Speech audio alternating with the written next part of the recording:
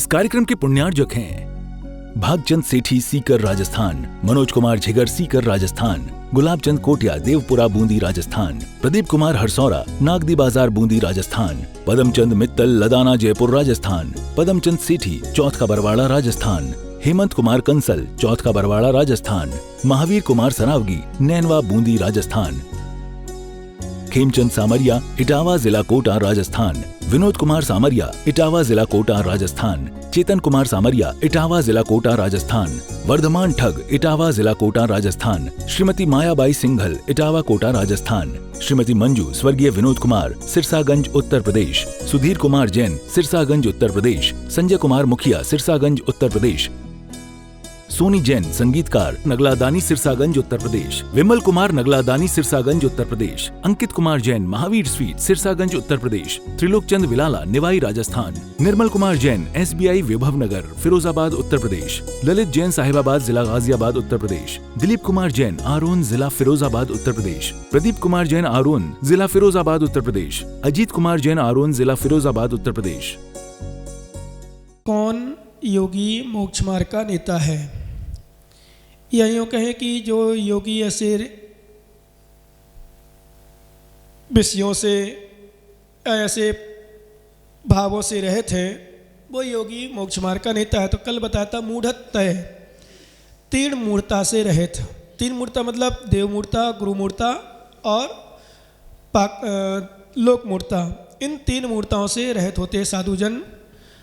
तो मूर्ता तो तीन प्रकार के मुख्य रूप से है, वैसे मूर्ता अनेक प्रकार की होती हैं। जितनी प्रकार की हमारी मूर्खताएं हैं, विपरीत धारणाएं हैं, वो सब मूर्खता में आता है। वो इतने प्रकार की मूर्ता है। जैसे 5 पाप होते हैं, आप लोग सुनते होंगे कि 5 पाप होते हैं। कितने पाप होते हैं आपसे पूछा जाए तो कितने बताओगे? पाप वास्तव में 5 नहीं होते, पाप तो असंख्यात होते हैं। कितने होते हैं? असंख्यात। जितने जितने हमारे अशुभ भाव हैं वो सब पाप की श्रेणी में आते हैं। वो 5 मुख्य रूप से प्रकार बता दिए, भेद बता दिए सामान्य रूप से।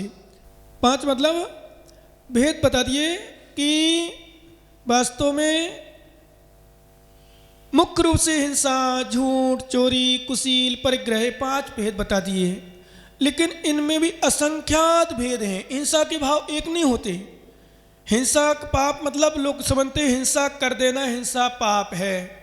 वास्तव में ध्यान रखना, आगम की भाषा में किसी के दिल को दुखा देना भी हिंसा है, किसी के परिणामों को विकृत करना भी हिंसा है। लेकिन इसका मतलब ये ना समझ ले पिता लोग कि हम बच्चों को डांटे तो उनके परिणाम खराब होंगे तो हिंसा हो गई। कोई गुरु सोचे शिष्य को डांटे तो कोई हिंसा होगी, नहीं, वो ध्यान रखना। नहीं तो कई लोग ऐसे जो सुनने वाले अलग तरीके से उतार लेते हैं, बोले हैं महाराज आप डांटते तो आप तो हिंसा करते हो, हमारे परिणाम खराब करते हो, तो वो हिंसा नहीं कहलाएगी। नहीं तो हम पहले ही बोल देते हैं तुमसे ज़्यादा ज्ञानी है, ध्यान रखना। हाँ, नहीं तो बड़े ज्ञानी, बहुत ज्ञानी होते कुछ लोग, कुछ समझाओ पर कुछ बोलो। महाराज आपने तो कहा तो गुस्से में नहीं बोलना चाहिए, बस हंस को बोलना चाहिए। मैंने ज्ञानी ज़्यादा ज्ञानी बन रहा है क्या? हमने सुशील को कुछ गुस्से में कहा तो बोले महाराज आपने दुआ सुनाया था कि तुम्हारी शान घट जाती कि रुतबा घट गया होता, जो गुस्से में कहा तुमने वही हंस के कहा होता। हंस के कहेंगे तुम सुधार नहीं करोगे भाई साहब। ये गुरुओं की विशेषता है, हंस के कहोगे टाल देते हैं लोग, वो समझते पागल है तो चिल्लाता रहता है। इसलिए कभी कभी कुछ विषय गुस्सा में बोलना पड़ता है, मजबूरी में गुस्सा के भाव बनाना पड़ते हैं, सुधारने की दृष्टि ध्यान रखना। बाकी ताकत है जानो, तुम्हें गुस्सा अच्छी लगती नहीं बोलेंगे, नहीं करेंगे कुछ, हमें क्या है। पर गुस्से वाला विषय तुम एक बार क्या हुआ, ऐसी बहू थी कि बहू थोड़ी अटपट थी, नई नई गाँव में आई थी, और नई नई गाँव में आई तो वो हंस के बात करती थी। क्या करती थी? हंस के। बोले बेटा तुम नई नई है, ज़्यादा हंसा मत कर। बोले कैसे बोलेंगे? बोले बेटा रो के बात करना चाहिए, शांति से बात करना चाहिए। बोले अच्छा माँ ठीक है। एक जगह किसी की शादी थी, शादी में ले गई सास बहू को अपने संग, चल बेटा दावत में खाना खाने। तो वो कहने लगे अरे भैया अच्छी शादी हो गई, बढ़िया लगो शादी में, खाना भी अच्छा लगो, बहुत अच्छा लगो। क्या? तो बस बहू तो बहू, अब उसका दिमाग तो है नहीं। उनने सास ने देखा कैसे रो रो के बात कर रही, घर आए उसको समझाए, बेटा बोले ऐसा नहीं बोलते। बोले कैसा बोलते? बोले हंस के बात किया करो अच्छे प्रसन्न से खुश होकर के। बोले अच्छा। किसी के यहाँ कोई मर गया, वहाँ ले गए बैठने में, और जब बैठने में ले गए तुम्हारे अच्छे थे वो चले गए बहुत बढ़िया चले गए क्या करें वो चले गए, तो हमें भी दुख लग रहा है। लेकिन क्या अध्यक्ष महोदय जी, तो भैया कहाँ कैसे बोलना है, कहाँ कैसे हंसना है, समझ गए ना। हाँ, नहीं तुम्हारे ऊपर तो विदेश देने लगो। कहने का अर्थ वास्तव में कुछ लोग इतने सही में कभी कभी देखता हूँ, सोचता हूँ, अनुभव करता हूँ, पर ये भी समाधान ले लेता हूँ। जब नहीं सुधरना होता व्यक्ति को तो उसको कुछ भी करते रहो, चाहे शराबी हो, चाहे नशिया हो, नशेला हो, चाहे कोई भी हो, चाहे चोरी हो, चाहे पापी हो, चाहे छलिया हो, चाहे मायाचारी, चाहे कामचोर हो, चाहे कुछ भी हो। एक तो अनुभव मैंने किया जो सच में कहते हैं जिनको सुधरना होता है उनको इशारा काफ़ी होता है। क्या? जिनको सुधरना होता है उनको इशारा काफ़ी होता है, और जिनको नहीं सुधरना उनके लिए कुछ भी कर लो, कुछ भी करते रहो। एक बार एक सज्जन आया था गुरु के पास, बोले महाराज उपदेश दो। महाराज शांत रहे, कुछ बोले नहीं। 10-15 मिनट बैठा, बोले उसने कहा महाराज सार में उपदेश दो। सार में मतलब हमें जो शिक्षा प्रद हो, सार में बिल्कुल कम से कम शब्दों में, कम से कम विषय में। ठीक है, तो महाराज बहुत देर तक मौन रहे, कुछ नहीं बोले। पर वो शिष्य बोला महाराज आनंद आ गया आज के उपदेश में। क्या बोला? आज के उपदेश में आनंद आ गया, बहुत बड़ी शिक्षा दी भगवान आपने, यह धन्य हो गया मैं आज तो आपके दोष सुन करके। वो तो ऐसा कह के चला गया। अब जो गुरु का शिष्य बगल में बैठता था रोज, प्रतिदिन सुनता था, बोले महाराज मुझे समझ में नहीं आई, मोखरता में या मौन में उपदेश कैसा? उपदेश आपने दिया नहीं, वो धन्य हो गया, कह रहे धन्य हो गया मैं तो, मेरा जीवन पवित्र हो गया, मैंने बहुत बड़ी शिक्षा ले ली। तो गुरु बोले बेटा 3 प्रकार के घोड़ा होते हैं। कितने प्रकार के? 3 और 4 प्रकार के, मतलब लगभग बहुत प्रकार के घोड़े होते हैं। बोले एक घोड़ा वो होता है, एक घोड़ा वो होता है जिनको खूब मारा जाता है, पीटा जाता है, जब चलता है तो लगाए जाओ रही बार बार। ऐसे घोड़े होते हैं लोग जो दिन भर लगाए रहो फिर भी मुश्किल चल पाते हैं, ऐसे घोड़े एक प्रकार का। दूसरा प्रकार का घोड़ा होता है, बोले जिनको थोड़ा सा हिंट कर दो, थोड़ा सा वो कर दो और धीरे से वो चलने लगते हैं। थोड़ा सा कुछ कर दो, कुछ मतलब पिंच कर दो, उतने में चलने लगते हैं। बोले एक घोड़ा वो होता है थोड़ा सामान्य इशारा में ही चलने लगते हैं। ऐसे बोले 3 प्रकार के श्रोता होते हैं, 3 प्रकार के भव्य जी होते हैं, 3 प्रकार के ज्ञानी होते हैं, 3 प्रकार के लोग होते हैं जिनको खूब गुच्चो, खूब मारो, पीछे लग जाओ तब बड़ी मुश्किल चलते हैं।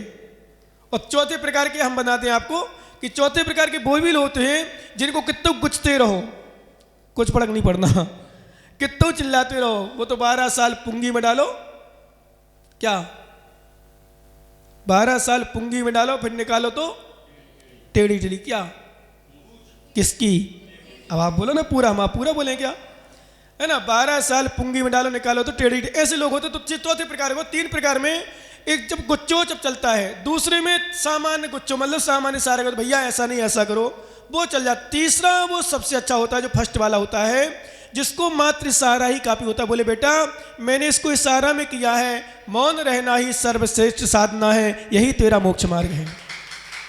ये सबसे बड़ा उपदेश हो गया उसको। क्या हो गया? कि मौन रहना, इसलिए मौन ने उपदेश ले लिया। ऐसे हमारे आचार्य कहते हैं ज्ञानी ध्यान रखना, मूर्खता से भरी क्रियाएं बहुत सारे संसार में लोग करते हैं। तो कहने का अर्थ यह है कि इसको आप क्या लेना, क्या समझो, मात्र विषय समझना है, ये समझना है कि हमें कहाँ कैसे करना है, कहाँ क्या करना है और कहाँ उतारना है। नहीं तो आप सोचो महाराज हाँ ऐसा तो ठीक है, तो ध्यान रखना विशेष उपदेश दिया जाता है जो, ध्यान रखो। एक बात और नोट करना, जितने श्रोता सुन रहे हैं यहाँ पर, सुनने वाले को सुनाने वाले का दोष नहीं देना चाहिए। जैसे मान लो गुरु ने डांटा शिष्य को, ठीक है ना, और गुरु ने शिष्य को या अपनों ने डांटा अपनों को, या बड़े ने डांटा छोटे को, या पति ने डांटा पत्नी को, या किसी ने चिल्लाया ए आप तो कहते हो उपदेश करता हो वो, आप तो कहते हो ऐसे नहीं करना चाहिए, ऐसे। भैया नहीं, कहाँ क्या बोलना है, कहाँ क्या करना है, ऐसी मालूम। ध्यान रखना, आज बच्चे, कुछ बच्चे माता पिता के ज्यादा लाड़ प्यार में बिगड़ रहे हैं। कुछ बच्चों की, कुछ शिष्यों की, कुछ लोगों की धारणा होती है महाराज हमें अकेले में समझा दो करे, अकेले में बोल दिया करो। तुम्हारे गुरु मालूम क्या बोलते हैं, बेटा अकेले में डांटेंगे ले समझे तुम सुधरोगे नहीं, और कम से कम सबके डांटे लाएंगे तुम सुधरोगे, और साथ में तुम्हारे साथ साथ जितने लोग सुनेंगे तो वो भी सुधरेंगे। उसका पढ़ा पर मैंने भी अनुभव किया। हम अकेले में कोई बात कहें, है महाराज ने कह दी, जैसे मान लो हमारे आगम प्रायश्चित का विधान आया, भगवान के सामने प्रायश्चित लेने का विधान नहीं है, गुरु से है। अपने मन से प्रायश्चित लेने का विधान नहीं है, गुरु से है। पूछो क्यों? पूछो क्यों एक बार। क्या आप तो समाधान जानते हो, ज्ञानी हो, आप तो अध्यक्ष महोदय हमारे यहाँ के। मतलब इसलिए कि आपने प्रायश्चित कोई गलती कर दी और जाए भगवान के सामने प्रायश्चित ले आए, फिर गलती कर दोगे, फिर प्रायश्चित ले आओगे, फिर जाके गलती को फिर प्रायश्चित ले लोगे। तो अपने आप से वो भगवान के सामने प्रायश्चित लेने के विधान नहीं, गुरुओं से विधान है। क्यों? क्योंकि एक बार प्रायश्चित लोगे दोबारा डरोगे, और दोबारा ले भी आओ तीसरी बार और संकोच करोगे, और चौथी बार तो कपेगा। बार बार क्या है, दोष पे दोष क्यों है, क्यों गलती है? इसलिए आज कुछ शिष्य बचे हुए हैं डर के मारे, नहीं तो पता नहीं क्या हो। आज वर्तमान में यदि बच्चे बच्चियों को वर्तमान में ले लो, पर शिष्यों को साधु तो है ही, पर वर्तमान में बच्चे बच्चियों को छूट कर देना, ठीक है, जो करना करो, जो खाना खाओ, जहां जाना जाओ पियो। ऐसा विदेशों में है, खाने पीने वालों को कोई मना ही नहीं, कोई डर नहीं, चोरी नहीं, पाप ही नहीं। वो गलत करने वालों को, लड़का लड़कियों को फ्रेंडशिप करने में कोई मना नहीं है। जहां जिसके साथ संबंध करना हो, जहां जिसके साथ घूमना हो, जिसके साथ शादी करना हो, जैसा पहनना हो, नहीं पहनना हो, जैसा पहनना हो पहनो। स्थिति है तो आज संस्कार नहीं है वहां। मैं तो भारत देश को बड़ा श्रेष्ठ मानता हूं। कभी कभी कम से कम भारत देश में भले पैसा कम हो पर संस्कार हैं आज भी। क्या संस्कार बचे हुए हैं? उसका मूल कारण मुनिराज है। मुनिराज है तुम्हारे यहाँ, इसलिए कि हम लोग बोलते हैं कभी कभी, ध्यान रखना, विशेष रूप से नोट कर लेना। जिस देश में बहती गंगा है, नोट करो हमेशा, हमेशा के लिए याद रखना है। जिस देश में बहती गंगा है, जिस देश का झंडा तिरंगा है, समझ में आ रहा कि नहीं? जिस देश में बहती गंगा है, जिस देश में झंडा तिरंगा है, और जिस देश का साधु नंगा है, जिस देश का साधु नंगा है, उस देश में चंगा ही चंगा है। क्या? और ध्यान दो विशेष, जिस देश में बहती न गंगा है, जिस देश में बहती न गंगा है, जिस देश का झंडा न तिरंगा है, और जिस देश का साधु न नंगा है, उस देश में दंगा ही दंगा है। विशेषता है, ये देश का झंडा तिरंगा है, इस देश में गंगा बहती है, किसी देश में गंगा नहीं बहती, भारत देश में बहती। कहाँ बहती है? भारत देश में ही बहती है। जब भारत देश का एक विशेष श्रेष्ठ देश है, यहाँ संस्कार है, साधु संत हैं, साधु संत पाए जाते हैं, साधु संत मिलते हैं। इसलिए आज चंगा ही चंगा, मतलब खुश नसीब हो तुम लोग जो तुम्हारे इस देश में दिगंबर साधु का विचरण है। यही कारण है अन्य लोग भी, अन्य संप्रदाय वाले भी दिगंबर साधु की साधना को सर्वश्रेष्ठ मानते हैं। ध्यान रखना, सर्वश्रेष्ठ है। इसलिए हमारे आचार्य महाराज ने कहा कि विशेषता है। क्या विशेषता है? कि आज हमारे लिए वर्तमान में ध्यान रखना, शिक्षा लेना है, बहुत बड़ी शिक्षा लेना है, कि हमें थोड़ा सा समझना है कि हमें वास्तव में क्या करना है, क्या नहीं करना। हमें विचारों का विशेष रूप से ध्यान दिया जाता है। और नोट कर लेना एक बात, संस्कार जो दिए जाते हैं, संस्कार प्रायश्चित दिया जाता है मुख्य रूप से। ध्यान रखना, प्रायश्चित जो लिया जाता है वो गुरु से ही लिया जाता है। किससे लिया जाता है? गुरु से। और गुरु से प्रायश्चित लेने का मतलब ही यही है, गुरु से प्रायश्चित लेने का मतलब ही है, प्रायश्चित लेने का मतलब ही यही है गुरु से, कि गलती बार बार ना हो। नहीं तो ऐसे भी शिष्य होते हैं, हम लोग जब मैं देखता था कभी कभी संघों में, तो कुछ शिष्य होते थे जो शैतानी भी करते, शैतानी मतलब पाप भी करते हैं, दोष भी लगाते हैं, चोरी भी करते हैं। और फिर महाराज जब डांटते सबके सामने, महाराज यही चीज़ हमें अकेले में डांट देते हैं, हमें अकेले सबके सामने बुरा लगता है। बोले बेटा फिर आचार्य अकेले में मूड में रहते हैं, अच्छे मूड में रहते हैं, तो फिर कहते हैं बेटा तुम्हें सबके सामने डांटने का अर्थ है पहली बात तो तुम्हारी सुधार होगी, क्योंकि सबके सामने डांट पड़ी। अब वो ढीठ होते हैं लोग जो सबके सामने डांटने पर भी सुधरे ना, वो ढीठ पुरुष है, अज्ञानी पुरुष, मूर्ख पुरुष। सबके सामने डांट पर भी वही गलती पर गलती। उसको ना साधु पुरुष कहा गया, ना सज्जन पुरुष कहा गया, ना श्रावक कहा गया। क्या? सबके सामने देख रहा है, सबके सामने गलती कर रहा है, फिर भी उसको डांट भी पड़ रही, प्रायश्चित नहीं मिल रहा, फिर भी कर रहा। तुम्हारे आचार्य कहते हैं वास्तव में वो न सम्यक साधु है, न सम्यक श्रावक है ना। तो कहने का अर्थ तुम्हारे आचार्य लोग डांट समझाते हैं, बेटा तुम्हें डांटने के दो कारण हैं सबके सामने। एक कारण तो तुम्हारी सुधार होगी, तुम्हें अपने आप में गिलानी होगी, मुझे सबके सामने डांट पड़ी है, सबके सामने मेरी गलती बताई गई है। अब तो दूसरी गलती करोगे तो लोग देखेंगे बताओ कैसा पागल है, कैसा साधु है, कैसा श्रावक है, कैसा शिष्य है। महाराज ने सबके डांटा फिर भी ये नहीं मान रहा। और दूसरी बात, तुम्हारी गलती थी, कोई तुम्हारे जैसे दूसरे कर रहा होगा, अथवा कोई भी गलती हो और तुम्हें डांटने से ये फायदा होगा अन्य लोग कपेंगे, क्या कहीं मुझे भी डांटना पड़ जाए, कहीं मुझसे गलती ना हो जाए, मुझे गलती नहीं करना, एक कारण होता है। तो हमारे आचार्य कहते हैं मूर्खता दुनिया में बहुत बड़ी है। दूसरा दिया कारण हमारे सल्लत तय, साधुओं में सल्ल नहीं होती, 3 सल्लों से रहित होते हैं। ध्यान रखना, सल्ल का मतलब होता है अंदर अंदर भरे रहना। एक बात और नोट कर लेना भैया आप लोग, विशेष रूप से सभी श्रावक, सभी श्रावकाएं, सभी माताएं, सभी बहनें, विशेष रूप से ध्यान रखना, जीवन में कभी कोई विषय हो आप व्यक्त कर दो, पर मायाचारी करके भरे मत रहो। कुछ लोग नहीं तो क्या होते हैं, ऊपर से बहुत मीठे होते, ध्यान रखना, और इतने गंदे होते हैं वो स्वयं का घात तो करते ही करते हैं, अपने परिवार का, अपने समाज का, अपने देश का, सबका नाश कर देते हैं, और बहुत घातक होते। ध्यान रखना, जो मात्र वाणी में मधुर और अंदर भावों में कड़वे, ऐसे लोग घातक होते हैं। कथनचित वाणी में कड़वे हो, कथनचित, ध्यान रखना, वाणी में कड़वे हो लेकिन भावों में मधुर हो, वो अपना कल्याण कर लेते हैं और सामने वाले को भी कल्याण करते हैं। नियम से ध्यान रखना, वाणी में भले कड़वे मतलब कड़वा लग रहा है, कड़वा है नहीं, कड़वा लग रहा है, क्यों किसी को चोरी की त्याग की बात करोगे, चोर को चोरी के त्याग की बात करोगे तो कुछ ना कुछ तो कड़वा बोलना पड़ेगा। है कैसा चोर है, शराबी कैसा शराबी, पगल सुन नहीं आती, बर्बाद कर रहा पैसा, बर्बाद कर रहा है घर, बर्बाद कर रहा शरीर, बोलना पड़ेगा, पर वास्तव में कड़वा नहीं है। हमारे आगम में लिखा है, गौतम प्रमाण हमारे पास लिखा है था, ध्यान रखना, वो शब्द जो आत्म कल्याण में निमित्त बने वो कड़वे होकर भी अमृत के समान है।